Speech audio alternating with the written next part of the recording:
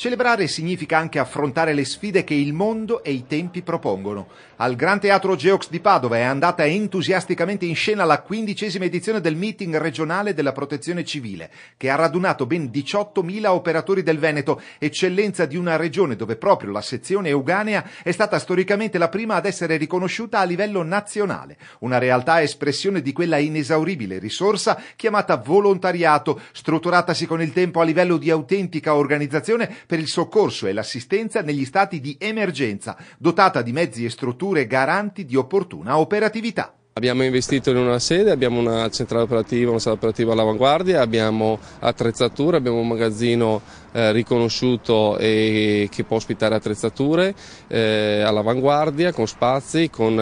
di manovra necessari e utili a far veloce nelle procedure di uscita di mezzi.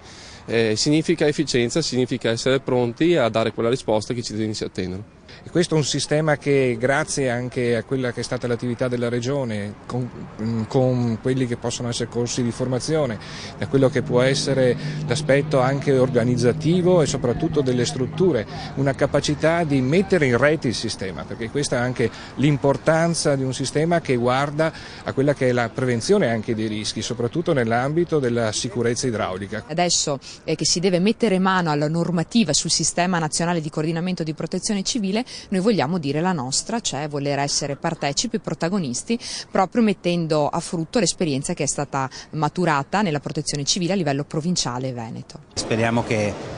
ci sia anche più attenzione da parte della politica, lo dico a me stesso, noi a Padova stiamo facendo molto, ma anche la Regione deve fare molto anche per i prossimi anni, come ha già fatto, per rinforzare le strutture, dare i migliori strumenti a questi volontari che gratuitamente sono sempre pronti al bisogno di fronte a qualsiasi tipo di calamità. C'è tutto un mondo che